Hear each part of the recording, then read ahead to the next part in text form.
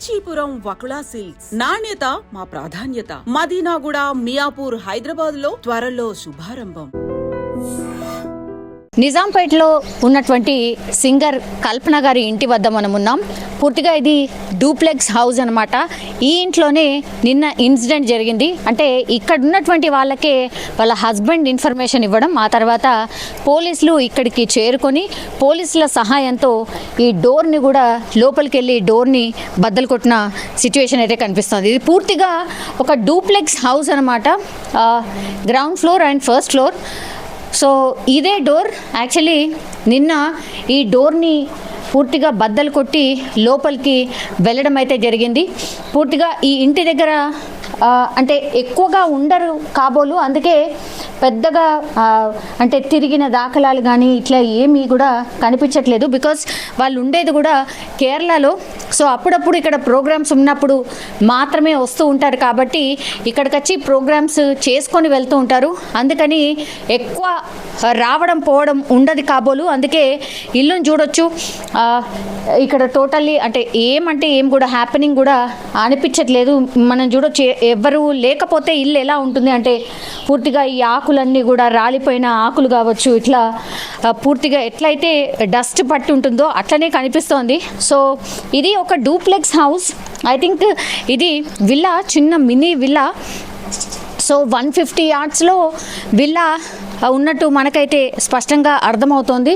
So ఈ పక్కనన్నీ కూడా same okay type of villas మనకు కనిపిస్తున్నాయి, ఇటు కానీ పూర్తిగా. అండ్ ఎదురుగా మనం చూడొచ్చు ఒక పార్క్ కూడా ఉంది. ఎగ్జాక్ట్లీ కల్పన గారి ఇంటి ముంగట కూడా పార్క్ కనిపిస్తోంది. సో ఇది అంటే చాలా ప్రశాంతమైన వాతావరణంలో తన ఇల్లు అయితే ఉన్నట్టు కనిపిస్తోంది. కానీ ఒక్కసారి ఈ ఇంట్లో అంటే కల్పన గారు పూర్తిగా అసలు లేవలేని పరిస్థితిలో ఉన్నారు, అన్కాన్షియస్లో ఉన్నారు అన్న ఇన్ఫర్మేషన్ వచ్చిన తర్వాత పోలీసులు ఈ డోర్ని బద్దలు కొట్టి లోపలికి వెళ్ళారు. సో ఇలాగే లోపలికి వెళ్ళారు. తను అంటే పూర్తిగా అన్కాన్షియస్ అయిపోయింది కాబట్టి పోలీసులు వచ్చి ఈ డోర్ని పగలగొట్టి లోపలికి వెళ్ళి ఆ తర్వాత తనని అంబులెన్స్లో హాస్పిటల్కి తీసుకువెళ్ళిండ్రు. అయితే పూర్తిగా విచారణ అయితే కొనసాగుతోంది. వాళ్ళ హస్బెండ్ నుంచి ఇష్యూస్ ఉన్నాయా, లేకపోతే ఇంకే కారణాల వల్ల సూసైడ్ అటెంప్ట్ చేసింది, ఇట్లా రకరకాల వార్తలు వచ్చాయి. నిన్న ఎప్పుడైతే అన్కాన్షియస్గా పోలీసులు వచ్చి ఆమెను హాస్పిటల్ తరలించినప్పుడు రకరకాల క్వశ్చన్స్ అయితే రేజ్ అయ్యాయి. కానీ కాసేపటి క్రితమే వాళ్ళ అమ్మాయి కూడా వచ్చి మాట్లాడింది. తనకు ఇన్సులిన్కి సంబంధించిన ట్రీట్మెంట్లో భాగంగా కేవలం ఆ ఇన్సులిన్ డోసేజ్ ఎక్కువైంది కాబట్టి తను అన్కాన్షియస్ అయిపోయింది. ఇది ఏమాత్రం కూడా ఆత్మహత్య ప్రయత్నం కాదు, దయచేసి అర్థం చేసుకోండి. కొంచెం డోస్ ఎక్కువైంది కాబట్టి ఆమె అన్కాన్షియస్ అయిపోయింది అన్నటువంటి మాట చెప్పారు. కానీ డాక్టర్స్ వర్షన్స్ కూడా అట్లాగే ఉంది కొంతవరకు. డాక్టర్ ఏం చెప్పారు అని అంటే పూర్తిగా ఆమె స్టమక్ని తీసుకురాగానే స్టమక్ మొత్తం క్లీన్ చేసేసాం, ఆ తర్వాత కొంత వెంటిలేటర్ ఇచ్చి స్టేబుల్ చేసాం, ఇప్పుడు మాత్రం తను స్టేబుల్గా ఉంది అన్నటువంటి మాట కూడా డాక్టర్స్ చెప్పిన పరిస్థితి. ఇంకా కూడా సింగర్ కల్పన హాస్పిటల్లోనే ట్రీట్మెంట్ తీసుకుంటున్నారు, బాగానే రెస్పాండ్ అవుతున్నారు, తను మాట్లాడగలుగుతుంది అనేది కూడా డాక్టర్స్ చెప్పారు. అండ్ డేంజర్ జోన్ ఏమీ కూడా లేదు, డేంజరస్ సిచ్యువేషన్లో అయితే ఏమీ లేదు, చాలా నిలకడగా ఉంది అన్నటువంటి మాట కూడా చెప్పారు. అండ్ ఇక్కడ మనం అబ్జర్వ్ చేసినప్పుడు పైన మనకు ఒక బ్యానర్ కనిపిస్తోంది. అదేంటి అంటే Kalpana Raghavender's music academy local training classes, theory and practicals in Karnataka and Western classic music, Western classic theory exam or both, Trinity College of London TCL and the Royal School of Music ABR SM syllabuses, online classes available for all overseas learners. అంటే తను ఇక్కడ ఉండి కూడా ఈ మ్యూజిక్కి సంబంధించిన classes కూడా నిర్వహిస్తున్నారు తను. సో ట్రైనింగ్ కూడా ఇస్తున్నారు, థియరీ అండ్ ప్రాక్టికల్స్ రెండు కూడా ఇస్తున్నారు. అట్లాగే ఓవర్సీస్ అంటే బయట అబ్రాడ్లో ఉన్నటువంటి వాళ్ళు చాలామంది మన వాళ్ళు కూడా మ్యూజిక్ నేర్చుకుంటూ ఉంటారు కాబట్టి వాళ్ళకు కూడా తను ట్రైనింగ్ ఇస్తున్న పరిస్థితి. ఇది చూడండి, ఈ గోడకి అంటే ఇది సింగిల్ కూడా ఇంకో పక్కన ఇంకో ఇల్లు అంతే. ఇక అంటే ఇక్కడ ఏం జరిగినా ఈ పక్కన వాళ్ళకు ఆర్ అటు పక్కన వాళ్ళకు చాలా ఈజీగా తెలిసిపోతుంది. సరే డోర్ ఇక్కడ ఉంది కాబట్టి ఈజీగా మనకు అటువైపు వాళ్ళకి తొందరగా రీచ్ అవుతుంది. విండోస్ కూడా ఉన్నాయి, ఇటువైపు విండో ఉంది, ఇటువైపు విండో ఉంది కాబట్టి ఇక్కడ ఏం జరిగినా తెలిసే అవకాశం ఉంటుంది. కానీ సింగర్ కల్పన గారు ఆల్రెడీ అన్కాన్షియస్ అయిపోయి తనే లేవలేనటువంటి సిచ్యువేషన్ ఉంది. హుటాహుట్న వాళ్ళందరూ రావడం, కాలనీ వాళ్ళందరూ రావడం, సూపర్వైజర్ రావడం, ఆ తర్వాత పోలీసులకు ఇన్ఫర్మేషన్ ఇవ్వడం, దెన్ ఈ తలుపుని బద్దలు కొట్టి లోపలికి వెళ్ళిన పరిస్థితి. ఐ డోంట్ నో ఇట్లా చూస్తే ఏమైనా ఏర్పడుతుందో లేదో, but no nothing we can see. Transparent glasses అయితే కాదు, లోపల మరి ఎలా ఉంది, ఇల్లు ఏంటి అనేది. ఇది డూప్లెక్స్, పక్కా డూప్లెక్స్ హౌస్. బట్ ఎవరు కూడా మేడ్ అయితే ఎవరు లేరు. ఐ థింక్ రెగ్యులర్గా ఉండరు కాబట్టి మేడ్ కూడా ఎవరిని పెట్టుకోలేదు అనుకుంటా. బట్ గాడ్స్ గ్రేస్ అండ్ అందరూ సింగర్స్ నిన్న ఎప్పుడైతే కల్పన గారు హాస్పిటల్లో జాయిన్ అయ్యారో అప్పటి నుంచి కూడా అందరు సింగర్స్ వచ్చి ఆమెను పరామర్శించడం, కోలుకోండి అని చెప్పడం, ఇదంతా కూడా జరిగింది. ఒకసారి అవుట్లుక్ చూద్దాము, ఇంటి బయట ఎట్లా ఉంది, ఆవరణ ఏంటి అనేది మనం చూద్దాం. పూర్తిగా ఇల్లు ఇది 43, విలా నంబర్ 43 అన్నమాట. కల్పన గారి ఇల్లు వచ్చేసి ఇది. సో పైనకి మనం ఆ స్టెప్స్ దాన్ని కూడా మనం చూడొచ్చు, మొత్తం అప్ స్టేర్స్కి వెళ్ళేటటువంటి స్టెప్స్ అవి. సో మరి ఆత్మహత్య ప్రయత్నమా లేకపోతే నిజంగానే డోస్ ఎక్కువైపోయి తను అట్లా అన్కాన్షియస్ అయిపోయారా, స్ట్రెస్లో ఉన్నారు అనేటువంటి మాట కూడా చెప్పింది. మరి ఎట్లాంటి స్ట్రెస్లో ఉన్నారు ఏంటి అనేది మనకైతే తెలియదు. బట్ ఇది అవుట్లుక్ ఆఫ్ విల్లా, కల్పన గారి ఇల్లు ఇది అన్నమాట. పూర్తిగా బయట కూడా కొంత ప్లాంటేషన్ ఉంది, అంటే చెట్లు పెట్టుకొని ఉన్నారు, ఇటు కానీ అటు కానీ చెట్లను కూడా పెట్టుకుని ఉన్నారు. అండ్ ఈ వాతావరణం కూడా అంటే ఎంత ప్రశాంతమైనటువంటి ప్లేస్లో ఇల్లు కొనుక్కున్నారు అంటే చాలా పీస్ఫుల్గా ఉంది. ఒకటేంటంటే బై గాడ్స్ గ్రేస్ తనకైతే హెల్త్ వైజ్గా ఎట్లాంటి ఇష్యూస్ అయితే లేవు, ఇప్పుడు బాగానే కోలుకుంటున్నారు. అండ్ ఒకవేళ నిజంగానే ఇది ఆత్మహత్య ప్రయత్నం కాకపోతే ఇంకా చాలా చాలా హ్యాపీ. అందరికీ కూడా ఎవరైతే కల్పన అభిమానులు ఉన్నారో వాళ్ళందరికీ కూడా హ్యాపీయెస్ట్ న్యూస్ అని కూడా అనుకోవచ్చు. అండ్ ఇక్కడ సూపర్వైజర్కే ఫస్ట్ ఇన్ఫర్మేషన్ వచ్చింది. ఆ సూపర్వైజరే యాక్చువల్లీ పోలీసులకు చెప్పడం, ఆ తర్వాత ఇన్ఫర్మేషన్ పోలీసుల వరకు వెళ్ళడం, ఆ తర్వాత ఇదంతా జరగడం, ఈ ఎపిసోడ్ అంతా జరగడం అయితే మనం విన్నాం. ఒక్కసారి సూపర్వైజర్ని కూడా కలిసే ప్రయత్నం ఒకసారి చేద్దాం. సో ఇదంతా కూడా మనం చూడొచ్చు, చాలా అంటే చాలా మంచి వాతావరణంలో ఒక ఇల్లు అయితే కనిపిస్తోంది. ఇది కల్పన గారి ఇంటి అపోజిట్లోనే మనం చూడొచ్చు. ఇది ఒక గ్రౌండ్ ఉంది, యాజ్ వెల్ యాజ్ మనకు తెలుసు కదా దేవీమాత కావచ్చు, లేదంటే వినాయక చవితి అప్పుడు కూడా ఈ పూజలు చేస్తూ ఉంటారు కదా. సో అట్లా ఒక మండపం కూడా పూర్తిగా రెడీగా ఉంది. సో ఇవన్నీ కూడా ఒకటే టైప్ ఆఫ్ విల్లాస్. ఎవరంటే ఎవరు కూడా బయట లేదు, చాలా సైలెంట్ అండ్ చాలా పీస్ఫుల్గా ఉన్నటువంటి విల్లాస్ ఇవి. ప్రాంతం కూడా చాలా పీస్ఫుల్గా అయితే మనకైతే కనిపిస్తుంది. ఎవరిదైనా మాట్లాడిద్దామన్నా కూడా అసలు ఎవరంటే ఎవరు కూడా కనిపించట్లేదు ఇక్కడ. సో పూర్తిగా సైలెంట్గా ఉంది. ఇది మెయిన్ గేట్. యాక్చువల్లీ మనం ఒక్కసారి ఈ మెయిన్ గేట్ దగ్గరికి వెళ్ళి మాట్లాడించే ప్రయత్నం చేద్దాం. ఇతనే సూపర్వైజర్. సో సూపర్వైజర్ మరి ఎట్లాంటి ఇన్ఫర్మేషన్ ఇచ్చిండ్రు, ఫస్ట్ ఎవరు కాల్ చేసిర్రు, అదంతా కూడా ఇన్ఫర్మేషన్ ఆయన ద్వారా తెలుసుకునే ప్రయత్నం చేద్దాం. ఇవన్నీ విల్లాస్ అన్నమాట. ఇగో ఇదే మెయిన్ ఎంట్రన్స్, విల్లా యొక్క మెయిన్ ఎంట్రన్స్ ఇది వర్టెక్స్ ప్రివిలేజ్ విల్లాస్ అన్నమాట. ఒక్కసారి మాట్లాడదాం. మీరేనా అండి సూపర్వైజర్? మీరేంటి ఇక్కడే ఉంటారా? ఇక్కడే ఉంటాను. ఓకే, ఎన్ని విల్లాస్ ఉన్నాయండి మొత్తం? 84 అనుకుంటా. 84 విల్లాస్.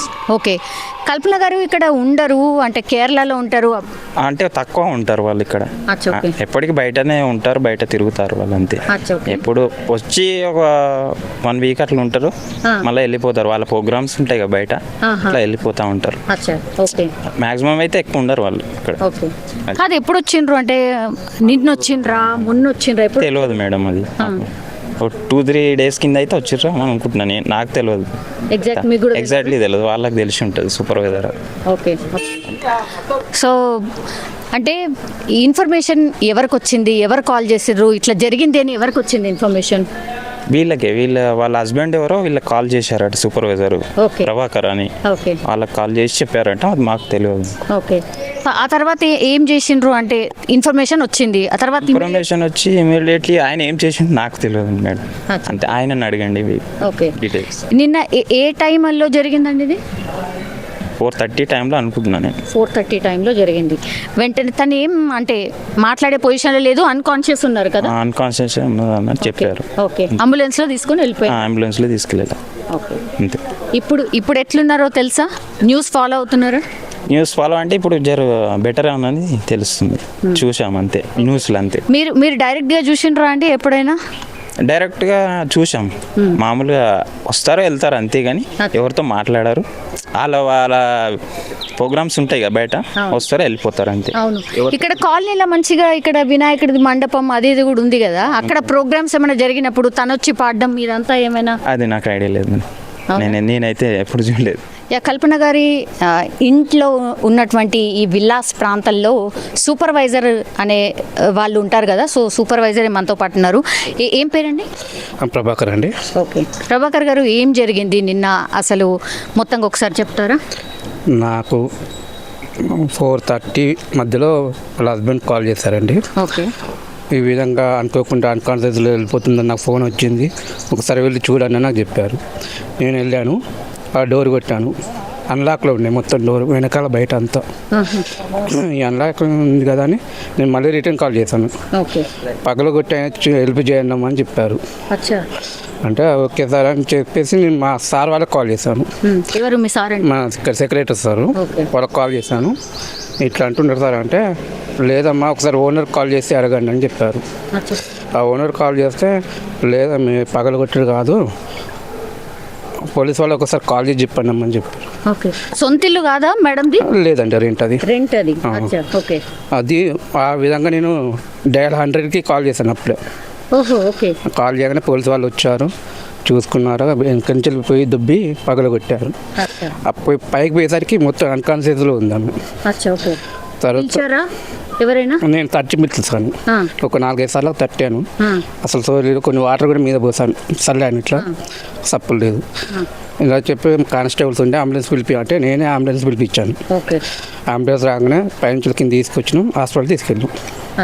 ఓకే మరి హస్బెండ్ తోని ఫాలో అప్ చేసినప్పుడు సార్ తోని ఫాలో అప్ చేస్తే సార్ ఏమన్నాడు? అంటే తీసుకెళ్తున్నాం ఇదంతా కూడా చెప్పిండ్రా? తను ఏమన్నాడు? ఇట్లా మేడం బాగాలేదు, ఇట్లా అన్కాన్షియస్ ఉన్నది అని చెప్పిండ్రా మీరు? అది ఇక నేను హాస్పిటల్ తీసుకెళ్ళినాక డాక్టర్తో మాట్లాడినా, అతను ఇంగ్లీష్లో మాట్లాడుతున్నా, నాకు ఇంగ్లీష్ అంతలా రాదు, నాకు అర్థమైనంత వరకు పే చేశాను అంతే. పోలీసులు ఏమన్నారు అంటే చూడగానే వాళ్ళు ఎట్లా రెస్పాండ్ అయ్యారు? పర్లేదు, వాళ్ళకైతే బాగా రెస్పాండ్ అయ్యారు. వచ్చి చూడగానే తీసుకెళ్లారు, అన్కన్షియస్లో ఉంది కానీ అంబులెన్స్ పిలమని చెప్పారు, పిలిచాము, తీసుకుని వెళ్ళిపోయారు. ఓకే ఇప్పుడు కల్పన గారి హస్బెండ్ ఎక్కడున్నారు? అప్పుడు చెన్నైలో ఉన్నానని చెప్పారు మాతో. అయితే ఓకే చెన్నై నుంచి ఎప్పుడు వచ్చారు మరి తను? 8:30 వరకు హాస్పిటల్లోనే ఉన్నాను నేను మీకు పేషెంట్తో. అతను 8:30కి అక్కడికి వచ్చారండి. అతనికి నేను కలిసాక నేను మళ్ళీ రిటర్న్ వచ్చి ఇంటికి వచ్చాను. ఓకే హాస్పిటల్ తీసుకెళ్ళిన వెంటనే ఏం జరిగిందండి హాస్పిటల్ లోపల? నేను హాస్పిటల్ పోయినాక 15 నిమిషాలకు నేను బండి మీద వెళ్ళాను. అంత ముందుకు మా ఇంటి నుంచి వెళ్ళి ఇప్పుడు ఇతను ఉన్నాడు కదా వీళ్ళ హస్బెండ్, వాళ్ళ ఫ్రెండ్ మార్కెటింగ్ మేనేజర్ అంట అక్కడ, అతను ఇంకొక అబ్బాయిని పంపించాడు ఇక్కడికి. ఆ అబ్బాయి తీసుకెళ్ళాడు అక్కడికి. మరి నేను వెళ్ళేసరికి ఆ అబ్బాయి ఒక 2 నిమిషాలు 3 నిమిషాలు ఉండి వెళ్ళిపోయాడు. అక్కడ ఏం జరిగింది నేను చూడలేదండి, ఇక్కడ చూడలేదు. ఓకే ఇప్పుడు డాక్టర్స్ని కలవడం కావచ్చు, లేకపోతే మిమ్మల్ని ఏమన్నా పోలీస్ వాళ్ళు ఏమన్నా అడిగారా? ఏం అడిగారు? అడిగారు పోలీస్ వాళ్ళు, మేడం ఎంత ఒక్కతుంటుందా, 2 ఉంటారా, ఎప్పుడు వస్తుంది ఎప్పుడు వెళ్తున్నారు చెప్పేస్తాను, నాకు తెలిసినంత వరకు చెప్పేస్తాను. ఓకే ఓకే ఎవరెవరు వస్తారండి, ఎవరెవరు ఉంటారు అంటే?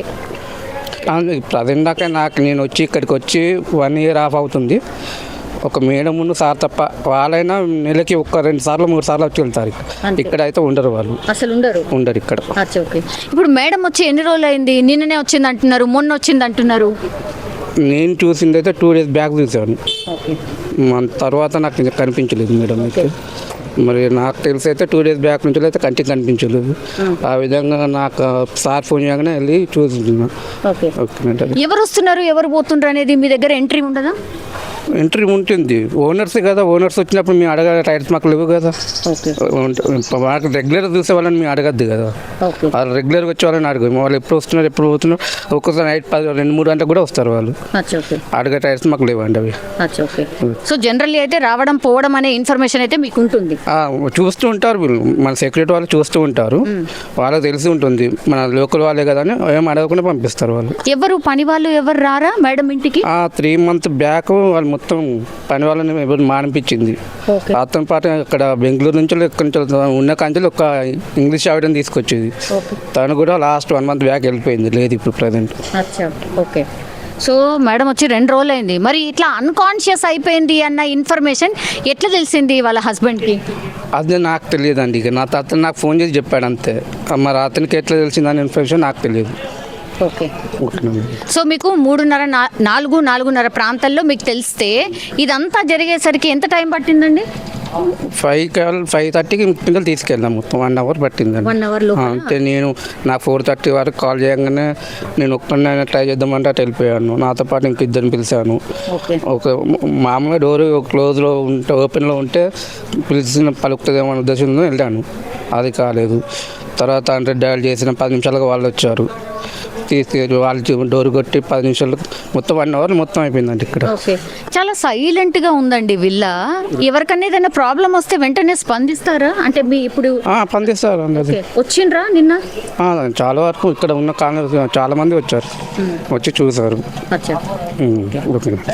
Thank you.